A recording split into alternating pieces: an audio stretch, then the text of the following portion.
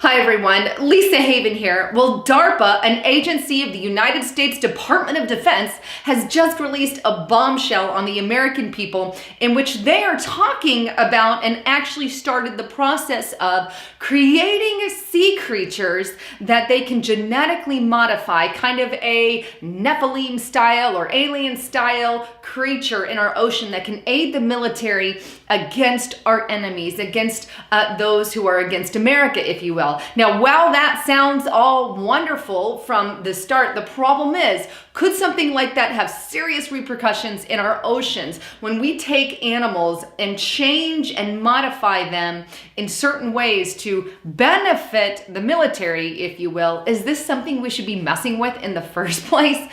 I mean, talk about Franken monster, if you will. These creatures can go in multiple different directions, but they're talking about things as using their senses, using their natural God-given gifts for the benefit of the military and changing it up a little bit so it sends information back to the military. So interesting. I'm going to love to hear all the comments on this, but you don't have to take my word for it. The first report I want to show you here is from Skywatch TV, and this one is headlined, DARPA wants genetically modified Nephilim sea creatures to spy on enemy ships.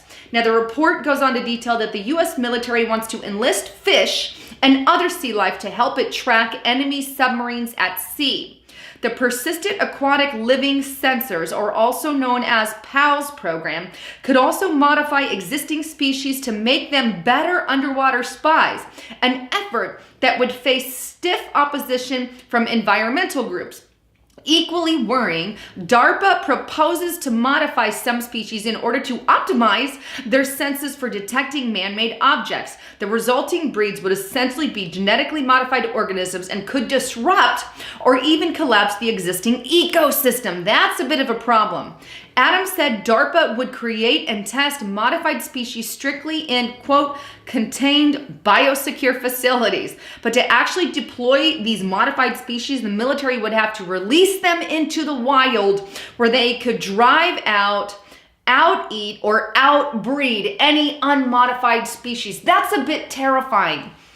First, they're saying they're going to have them in these biolabs and test it out in these safe areas. But at some point, if they're successful, they're going to have to be released into the wild. What repercussions are such creatures going to have on, well, the life in our oceans? Good question, and questions that I think we should put on the table. But let me take you straight to DARPA's website, darpa.mil, where it discusses the program in a little more detail. This report was put out February 2nd of 2018, and it's titled PALS Turns to Marine Organisms to Help Monitor Strategic Waters.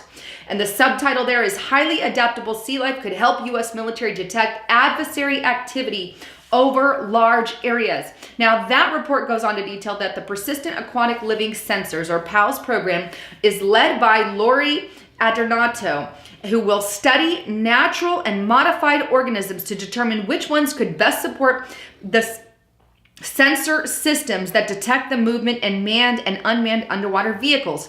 PALS will investigate marine organism responses to the presence of such vehicles and characterize the resulting signals or behavior so they can be captured, interrupted, and relayed by a network of hardware devices. Now, according to the project manager there, she says, and I'm quoting, if we can tap into the innate sensing capabilities of living organisms that are ubiquitous in the ocean, we can extend our ability to track adversary activity and do so discreetly on a persistent basis and with enough precision to characterize the size and type of adversary vehicles. Now, there's also a program or an event taking place on March 2nd of this year. Now, this event that they're holding is called Proposers Day Event. And in that event, which is tomorrow, actually March 2nd, they're going to talk about everything in detail on this particular program, how they're going to initiate, what they're going to do, should they go forward. All these things are going to be discussed, but evidently these are movements that they're they're stepping on, and they're moving in that direction. Interesting. Now, we all know that technology is a part of our future. It's been helping us and hurting us on all sides. And I'd love to see what you think of these Nephilim Frankenfish that are going to be helping our military. Is this a good thing? Is this a bad thing? Should we be worried? Well, I'm going to err on the side, yeah, we should be a little worried. When you start modifying the DNA of creatures, so many things can happen. And yes, while they're in the biolabs at first, and yes, they do have good benefits such as helping the military and detecting our enemies. And then the question that has to be asked is, what if other countries start to do that? Good question, and questions that I think need to arise on the table. Anyhow, wanted to leave that open to all of you guys. With that, please don't forget to check out my partner at noblegoldinvestments.com.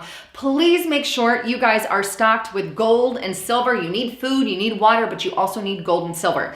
These are very important and they're gonna hold their value more than any dollar.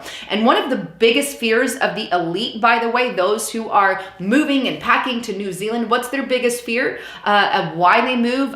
What's on top of the list? Is it war? Is it famine? Is it nuclear war? What made the top? Economy. Economy is the number one fear of why a lot of the elite, a lot of the rich and powerful, if you will, are leaving the country and moving to New Zealand and getting bunkers. So just something to think about there, but make sure you have gold and silver on hand. And I use Noble Gold Investments, so check them out as well. Anyhow, thanks again for tuning into my channel. Please don't forget to subscribe. Also subscribe to my newsletter on lisahaven.news. I've got a newsletter there on my website. So if YouTube takes this down or anything else, eventually we've got an alternative. Well, anyhow, thanks again for tuning in. I'm Lisa Haven, signing out.